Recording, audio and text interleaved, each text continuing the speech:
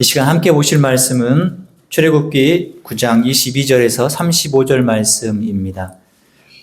출애굽기 9장 22절에서 35절 말씀. 우리 한 절씩 교독하겠습니다. 제가 먼저 출애굽기 9장 22절 말씀 읽습니다. 여호와께서 모세에게 이르시되 너는 하늘을 향하여 손을 들어 애굽 전국에 우박이 애굽 땅의 사람과 짐승과 밭의 모든 채소에 내리게 하라. 모세가 하늘을 향하여 지팡이를 들매 여호와께서 우레소와 우박을 보내시고 불을 내려 땅에 내리게 하시니라. 여호와께서 우박을 애굽 땅에 내리시매 우박이 내림과 불덩이가 우박에 섞여 내림이 심히 맹렬하니 나라가 생긴 그때로부터 애굽 온 땅에는 그와 같은 일이 없었더라. 우박이 애굽 온 땅에서 사람과 짐승을 방문하고 밭에 있는 모든 것을 쓰며 우박이 또 밭의 모든 채소를 치고 들의 모든 나무를 깎았으되 이스라엘 자손들이 있는 그곳 고센 땅에는 우박이 없었더라. 바로가 사람을 보내어 모세와 아론을 불러 내게 이르되 이번은 우리가 범죄하였나이다. 여호와는 이루시고 나와 나의 백성은 상하도다.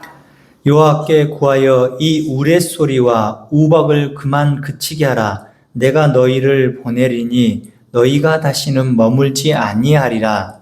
모세가 그에게 이르되 내가 성에서 나가서 오늘 내 손을 여호와를 향하여 드리니 그러면 우레소리가 그치고 우박이 다시 있지 아니하리라. 세상이 여호와께 속한 줄 왕이 알리이다. 그러나 왕과 왕의 신하들이 여호와 하나님을 아직도 두려워하지 아니할 줄을 내가 아나이다. 그때 우리는 이상이 강하고 짐승이 조치를 세우고 산과 우리가 상하였으나 그러나 밀과 쌀 보리는 자라지 아니한 고로 상하지 아니하였더라. 모세가 바로를 떠나 성에서 나가 여호와를 향하여 손을 보내 우레소리와 우박이 죽고 비가 땅에 내리지 아니하리라. 바로가 비와 우박과 우레소리가 그친 것을 보고 다시 범죄하여 마음을 완악하게 하니 그와 그의 신하가 꼭 같더라. 바로의 마음이 완악하여 이스라엘 자손을 내보내지 아니하였으니 여호와께서 모세에게 말씀하심과 같더라. 아멘. 기도합니다. 하나님 아버지 감사합니다. 주의 은혜 가운데 또한 이 시간 말씀을 듣습니다. 말씀하신 이가 여호와 하나님 되심을 믿습니다. 전하는 자 듣는 자 하나님께서 은혜를 더하여 주옵소서. 이 말씀을 주님께 맡겨드리며 예수님의 이름으로 기도합니다. 아멘. 할렐루야. 아멘. 우리 전후장으로 인사하겠습니다. 사랑하고 축복합니다. 네. 여러분 안에 은혜와 주 안에서 은혜와 평강이 있기를 원합니다. 또한 말씀 은혜가 있기를 원합니다. 출애굽기 10장 계속적으로 이야기하고 있습니다. 오늘은 7번째 장, 우박 재앙의 두 번째 시간입니다. 하나님께서 허락하신 재앙에는 다 뜻이 있습니다. 출애굽에 나와 있는 이 10장뿐만 아니라 성경 곳곳에서 그 재앙을 주시는 하나님의 뜻이 있다는 것입니다. 그 첫 번째 뜻은 바로 하나님이 누구이신지, 내가 누구인지를 분명히 밝히기 위한 것입니다. 하나님께서는 구약에서 보면 직접 하시기도 하고요. 사람을 통해서도 하시기도 하고요. 동물을 통해서도 하십니다. 지금은 우리에게 주신 이 하나님 말씀, 성경, 완벽한 계시로 주신 이 말씀이 있기 때문에 사람을 통해서나 아니면 꿈을 통해서나 그렇게 말씀하시지 않는다는 것입니다. 우리는 오해하는데 꿈에 하나님이 나타나가지고 이렇게 하라더라 그러면 맹신해요. 그 꿈이 잘못 말하면 개꿈일 수도 있습니다. 무슨 말씀이냐면 사단도 꿈에 나타날 수 있다는 것입니다. 근데 그 하나님 말씀에 따라서 하나님께서 무엇라 말씀하시는지를 분명히 알고 깨닫는 게 중요한 것입니다. 그래서 구약뿐만 아니라 신약 저희가 살아있는 지금 이 세상에도 하나님이 누구신지 분명히 밝히지 않습니까? 14절을 보면 온 천하에 나와 같은 자가 없음을 네가 알게 하리라. 모세뿐만 아니라 이스라엘뿐만 아니라 애굽에 있는 바로와 애굽 사람에게도 내가 누구인지, 내가 어떠한 분인지 너희들이 믿고 따르는 그 다른 신들과 구별되고 함께할 수 없는, 그들과 비교할 수 없는 하나님, 여호와 하나님인 것을 분명히 밝히십니다. 그리고 그 여호와 하나님이 어떠한 분이신지를 이름 가운데 드러내듯이 많은 애굽뿐만 아니라 이스라엘 백성들이 가나안 땅으로 진격하면서 그 진격하는 나라 가운데 블레셋, 에돔, 많은 나라들이 여호와 하나님이라는 이름만 들어도 벌벌 떨 정도로 하나님이 재앙을 내리시는 이유가 거기에 있습니다. 이걸 지난주까지 이야기를 나눴습니다. 오늘은 세 번째, 모든 창조에 대한, 이 땅의 모든 것에 대한 하나님의 권세가 무엇인지를 보여주는 것입니다. 22절 보면 여호와께서 모세에게 이르시되 너는 하늘을 향하여 손을 들어 애굽 전국의 우박이 애굽 땅의 사람과 짐승과 밭의 모든 채소에 내리게 하라. 여기 모든 채소라는 표현이 있고요. 25절도 보면 우박이 또 밭의 모든 채소를 치고 들의 모든 나무를 꺾었을 때 하나님이 모든 것들을 만드셨기 때문에 하나님의 것입니다. 이게 모든 채소, 모든 나무는 누구의 것이냐? 하나님의 것이라는 것입니다. 이게 어디서 나옵니까? 셋째 날 창조할 때 나옵니다. 창세기 1장 11절과 12절에 보면 하나님이 이르시되 땅은 풀과 씨 맺는 채소와 각기 종류대로 씨 가진 열매 맺는 나무를 내라 하시니 그대로 되어 그 애굽 전역에 있는 들에 있는 채소나 이 채소는 모든 들풀까지 포함된 것입니다. 우리가 먹는 오이 이런 고추만 말한 게 아니라 모든 것들을 이야기를 합니다. 그 모든 것들을 하나님 말씀으로 창조하셨습니다. 12절도 마찬가지로 땅의 풀과 각기 종류대로 씨 맺은 채소와 각기 종류대로 씨 가진 열매 맺는 나무를 내니 하나님이 보시기에 좋았더라. 애굽 전역에, 고센 땅 전역에, 우리 전역에도 다 있는 그 채소와 나무들 다 누가 만드셨다고요? 하나님이 만드셨다고요. 이 모든 것들의 창조주는 하나님이시다는 거예요. 그렇다면 이 땅에 있는 모든 것들은 피조물에 불과합니다. 피조물에 불과하다는 것은 그것이 있다, 없다, 내가 가질 수 있다, 나눌 수 있다, 우리에게는 소용없는 일이라는 것입니다. 우리의 욕심이 들어가고 우리의 교만이 들어갈 뿐이지 그것을 창조하시고 그것을 만드신 이 권세는 누구한테 있습니까? 하나님께 있습니다. 여호와 하나님께 있습니다. 이것을 담아서 하나님은 누구시냐? 세 가지 이야기를 했습니다. 재앙을 내시는 분이 누구냐? 하나님. 우리가 믿는 하나님. 그때나 지금도 앞으로 영원히 계시는 그 하나님. 그리고 그 이름만 들어도 우리가 영화롭고 찬양할 수 있고 그 이름만 들어도 우리가 두려워하고 죄를 멀리하고 그래서 우리는 하나님의 권세 아래 지금 살아가고 있다는 것입니다. 모든 채소, 모든 나무뿐만 아니라 이 세상의 모든 동식물 모두가 우리도 하나님의 권세 아래 있다는 것입니다. 우리는 어떤 판단과 어떤 결정을 하기 전에 우리가 어떤 존재인지를 분명히 알아야 되는 것입니다. 그렇다면 하나님의 권세 아래 있다는 것을 확실히 보여주는 것이 있어야지 않습니까? 우리가 창세기 때는 살지도 못했고요. 우리가 구약시대는 살지 못했습니다. 근데 그것을 어떻게 보여주셨습니까? 예수님을 이 땅에 보내셔서 예수님이 십자가에 죽으시고 부활을 통해서 그거 완전한 하나님이 우리를 통치하시고 권세를 가지고 있다는 것을 보여줍니다. 부활을 통해서 하나님의 얼마나 크신 사랑이 크고 놀라운지를 우리에게 알려주십니다. 이렇게 하나님은 자신이 누구인지를 분명히 알려주시는데 이 애굽 사람들은 여전히 그것을 모르기 때문에 하나님은 이들에게 우박 재앙을 내리십니다. 우박 재앙을 들은 바로의 신하 중에서 어떤 이들은 여호와의 말씀을 두려워하는 자들은 그 종들과 가축과 심지어 제가 봐도 최소한 읽어도 다 거두어 드렸을 것 같아요. 다 피하지 않습니까? 그러나 지금까지 그와 같은 일이 없음을 믿고 이런 일이 어떻게 있을 것이냐 18절에도 지금까지 그와 같은 일이 없었더라. 그리고 24절도 보면 그때로부터 애굽 온 땅에 그와 같은 일이 없었더라. 자신의 생각으로, 자신이 살아온 모습으로, 아니 우리 애굽에 살아온 내 삶으로 내가 지금까지 그런 우박 덩어리가 떨어진 것을 들어본 적도 없고 경험한 적도 없다.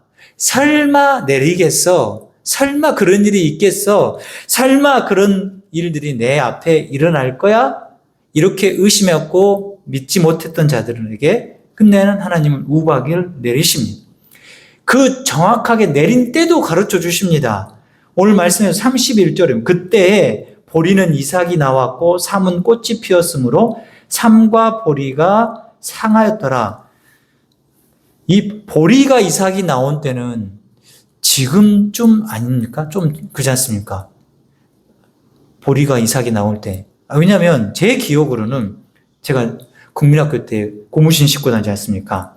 그러면 학교에서 보리밟기로 보냈어요. 막 너무 웃으시네. 진짜라니까요.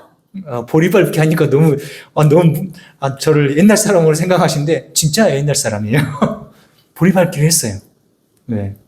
그 보리를 밟아줘야 된다고 해가지고 한 학년씩 보냈던 기억이 나요. 한 학년씩. 그래가지고 그 학교 앞에 보리밥 밟고 돌아왔던 기억이 있습니다.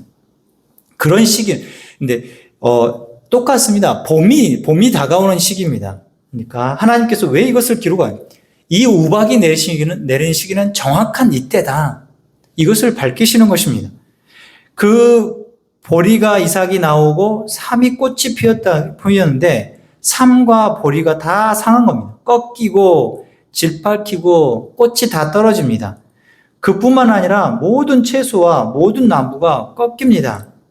지금은 비닐하우스도 있고 수경 재배라든지 유리로 되는 집도 있어서 많은 것들을 재배할 수 있지만 그때는 오로지 밖에다가 노지에다 그냥 하지 않습니까? 노지에 키운 모든 작물들이 다 꺾이고 다 우박으로 인해서 냉해도 있죠. 냉해도. 우박이 얼마나 차갑습니까? 그렇게 다 냉해를 입습니다. 우박이 어떻게 내리냐? 23절 보십시오. 23절. 모세가 하늘을 향하여 지팡이를 들매 여호와께서 우레소리와 우박을 보내시고 불을 내려 땅에 달리게 하시니라. 이건 천둥 번개인 것 같아요. 불을 내는 것은 천둥 번개랑 막 내리치니까 여호와께서 우박을 애굽 땅에 내리심에 우박이 내림과 불덩이가 우박에 섞어 내림이 심히 맹렬하니 나라가 생긴 그때로부터 애굽 온 땅에 그와 같은 일이 없었더라. 이렇게 내리는 걸 봤을 때 애굽 사람들이 두 가지 반응이 있을 거예요. 순종해서 들었던 사람은 하나님 말씀이 진짜구나. 모세를 통해서 그렇게 선포된 그 말이 진짜구나. 듣기 잘했구나. 야, 지금 밖에 있었으면 그냥 그 종들이나 그 동물들이 그 우박 여기 주먹만한 우박을 맞고 다 즉사했거나 아니면 큰 피해를 입었을 것입니다. 순종하니까 생명을 구하는구나. 반대로 설마했던 사람들은요, 그 결과가 눈앞에 끔찍하죠. 그 앞에서 모든 것들을 잃어버리는 거예요. 그런데요, 순종했든지 순종하지 않았든지 간에 하나님은 둘 다 경고하시는 것입니다. 내가 하나님이고 내가 이렇게 멸망시킬 수도 있다는 것입니다. 피해서 순종해서 사는 사람도 하나님은 그렇게 말씀하신 대로 이루시는 분이구나. 그것을 알게 하신다는 것입니다. 그 말을 듣지 않는 자에게는 끝내는 죽음밖에 없다는 거예요. 순종하지 않는 자에게는 죽음밖에 없다는 것입니다. 멸망밖에 없다는 거예요. 오직 하나님의 사람들은 하나님의 말씀대로 순종하는 사람, 하나님의 뜻이 무엇인지 분별해서 뜻이 하늘에서 이루어진 것처럼 이 땅에서 이루기 위해서 부단히 노력하며 순종하는 자의 삶을 살라는 것입니다. 그 순종을 우리 가운데 하나님께서는 요구하시고 바라시는 것입니다. 그 아버지 뜻이 이 땅에서 이루어지기를 얼마나 바라셨으면 예수님도 그 고난의 잔을 겟세마네에서 기도할 때 아버지 제발 이 잔 좀 내게 옮겨달라고 기도하지 않습니까? 그 고난의 잔이 얼마나 예수님이 완전한 인간이시며 완전한 신이시잖아요. 그럼에도 불구하고 그 고난의 잔이 누구도 감당할 수 없는 이 세상에 어떤 이도 감당할 수 없고 오직 예수님 자신만이 감당할 수 있는 그 고난의 잔이기 때문에. 근데는 예수님이 뭐라 하십니까? 나의 원대로 마시고 아버지의 뜻대로 되기를 원합니다. 예수님도 하나님의 뜻을 따라 그 고난의 잔을 마시고 십자가를 지셨습니다. 우리도 예수님처럼 그 십자가를 진다는 거. 십자가를 내가 지고 이런 찬양도 있습니다. 근데 제가 수업 듣는 교수님입니다. 여러분이 그 찬양할 때 정말 잘 묵상하셔야 됩니다. 그 십자가 여러분이 질 수 있을 것 같으십니까? 그러더라고요. 저도 그때 몰랐죠. 그냥 불렀죠. 근데 곰곰이 생각해 보니까요. 그 십자가가 나무를 지어서 무거운 게 아니라 고난의 잔을 내가 다 그거를 감당해야 돼요. 그 고난의 잔이 무슨 잔이냐면 이 세상의 모든 사람의 죄를 다 지는 거예요. 내가 감당할 수 있을까요? 없어요. 그러니까 우리가 그 찬양을 할 때나 그런 문구가 나오면 고민을 해야 돼요. 진짜 어려운 일이구나. 진짜 힘든 일이구나. 주님밖에 없구나. 주님만이 가셔야 되겠구나. 나는 못하는구나. 그것은 뭘 느끼는 거예요? 나는 예수님이 진짜 필요하구나. 그걸 느끼는 거예요. 그걸 고백하는 거예요. 여러분 삶 가운데도 하나님의 뜻을 따라 사는 게 바른 순종이고 생명임을 여러분들이 아시고 고백하시면 좋겠습니다. 그리고 이제 하나님께서는 분명히 또한 구별하시죠. 26절에 보면 이스라엘 자손들이 있는 그곳 고센 땅에는 우박이 없었더라. 고센 땅에는 우박이 없어요. 여러분 요즘은 TV를 제가 안 봐서 모르는데 보통 이제 뉴스 끝나고 나면 기상캐스터가 나와가지고 이렇게 하지 않습니까? 누르면서 딱딱, 호남 호남의 어디는 남서부 쪽은 눈이 오고요. 여기 광양이나 순천이나 지금은 화창한 날이 있습니다. 이렇게 하잖아요. 근데 애굽지도 딱 나왔는데 저기 나일강 끝에 중에 고센 지방에는 없어요. 우박이 없어요. 우박이 없고 다른 지역은 지금 심한 우박과 천둥권 번개와 불구덩이가 막 떨어지고 있습니다. 그런데 이곳 고센은 없네요. 이게 나온다는 거예요. 하나님이 구별하신 거예요. 하나님이. 우리 힘으로 할 수 있는 게 아니고 우리 어떤 노력으로도 할 수 없습니다. 오직 하나님만 하신 거예요. 그런데요. 그 뉴스를 애굽 사람이 봤다고 생각해봐요. 왜 저기만? 왜 이스라엘 백성들, 히브리 사람들만 사는 그곳만 우박이 없냐? 우리는 뭔데? 우리는 지금 어떠한데? 제가 볼 때 제가 만약 애굽 사람이면 진짜 자괴감과 절망감이 들 것 같아요.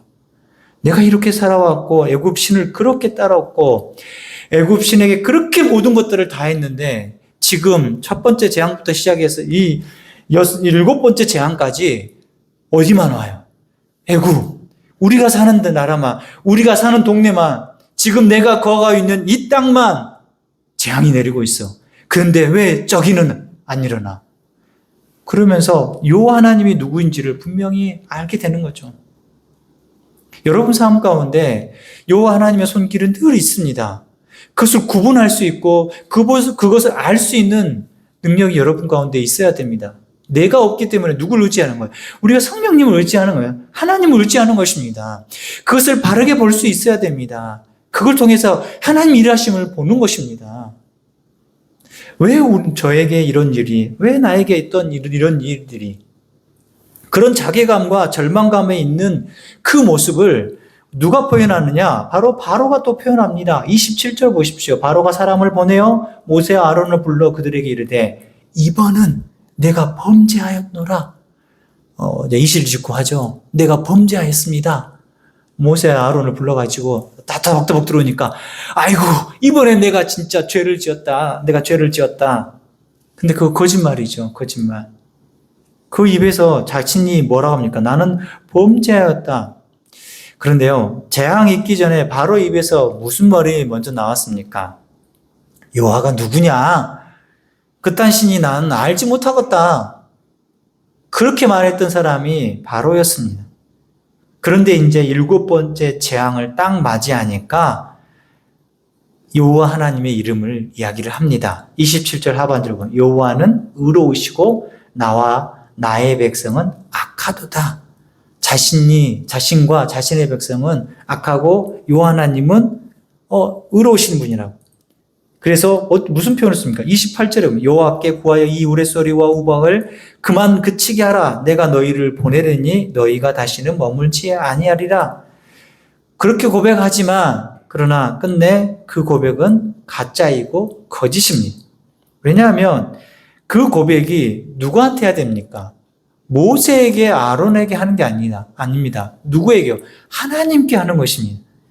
지금 사람에게 하는 것이 아니라 이 재앙을 내린 여호와 하나님, 그 바로가 여호와가 누구냐? 나는 그 같은 신 모른다. 여호와가 누구냐? 그렇게 말했던 그 여호와 앞에 바짝 엎드려야 우리의 모든 죄도 죄의 결과로 우리가 당하는 부분들이 있습니다. 근데 실제 죄는 누구를 향해서 한 것이 아닙니다. 사람에게 한 것처럼 보이지만 끝내 누구에게 한 것입니까? 하나님께 한 것입니다. 죄는 하나님을 반대하는 거, 하나님을 떠나는 거, 하나님을 믿지 않는 것이 죄입니다. 내가 어떤 사람을 속이거나 함부로 대한다면 그 사람에게 잘못한 것은 맞습니다. 그러나 그 죄는 끝내는 하나님을 대적하는 것입니다. 하나님을 향한 것입니다. 우리의 모든 죄는 하나님을 향하고 있습니다. 그리고 우리가 그 사람과의 관계를 회복하고 해결되었다고 하지만 하나님 앞에서 온전히 회개하지 않으면 안 됩니다. 다른 사람의 잘못을 우리가 용서할 수 있습니다. 그러나 죄에 대해서는 우리가 용서할 권한이 나에게 없습니다. 그래서 세상에서 어떤 죄를 짓더라도 하나님 앞에 무릎을 꿇고 하나님께 기도해야 됩니다. 그리고 하나님의 만지심을 경험해야 됩니다. 그리고 이 바로가 두 번째로 보면 자기의 모든 죄를 고백하지 않습니다. 그 언어에 보면 27절에 보면 이번은 내가 범죄하였으니, 자, 앞에 것까지는 내가 범죄하지 않았고 지금 이번에 내가 한 것은 내가 죄를 지었다고 이야기하는 것입니다. 이번만 내가 잘못했다고, 이번에만 죄를 지었다고 말하는데 진짜입니까? 아닙니다. 근데 바로의 모습이 꼭 우리와 같습니다. 우리도 왜 죄를 짓는지 아십니까? 죄인이라서 죄를 짓는 것입니다. 우리가 죄인이라고 고백하는 게 왜 필요한지를 바로의 모습을 보면서 여전히 우리가 생각해야 됩니다.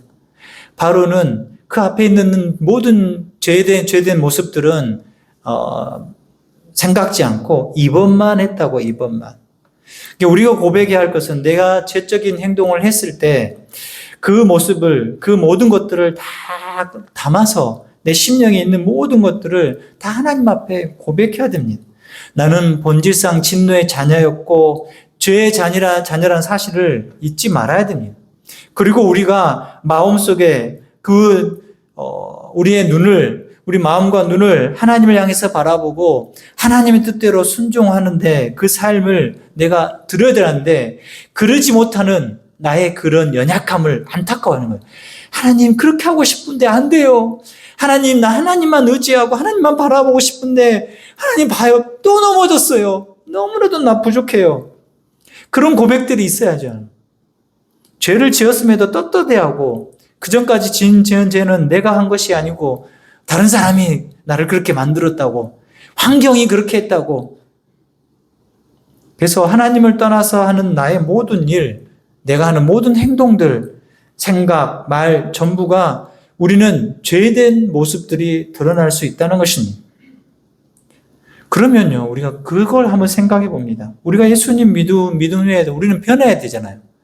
근데 그렇습니까?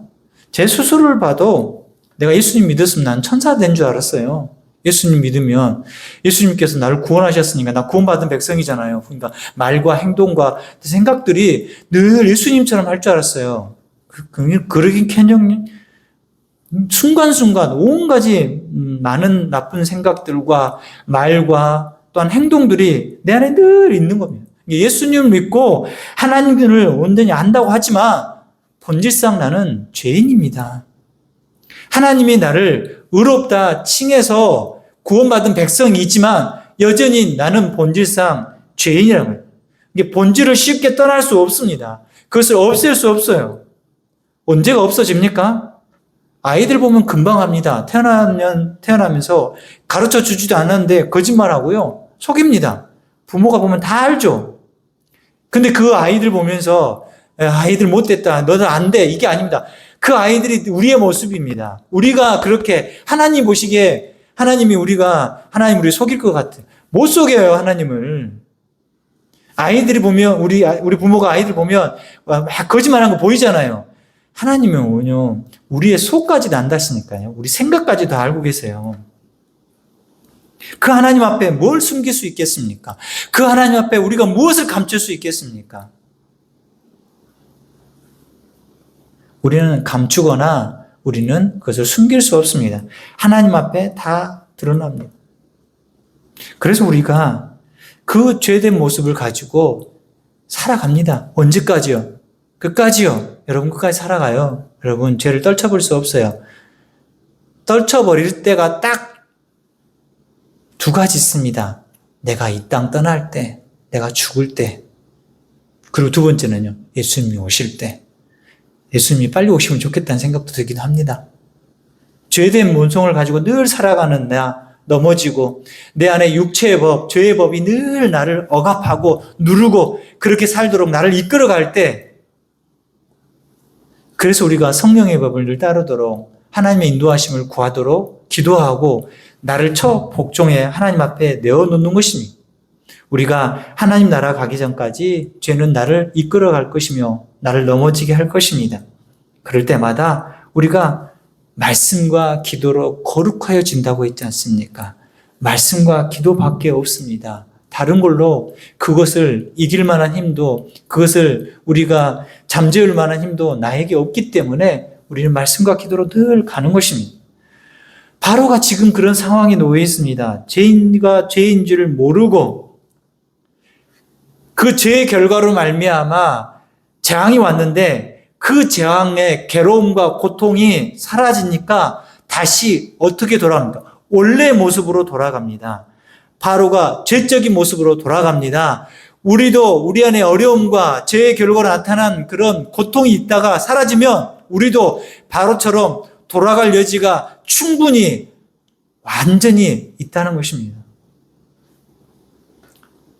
바로가 모세에게 뭐라 말합니까? 34절은 바로가 비와 우박과 우레소리를 그친 것을 보고 보내겠다고 말했던 그가 범죄하여 마음을 완악하게 하니 그와 그의 신하가 꼭 같더라. 다시 원래대로 돌아간 겁니다. 35절을 보면 바로의 마음이 완악하여 이스라엘 자손을 내보내지 아니하였으니 여호와께서 모세에게 말씀하심과 같더라.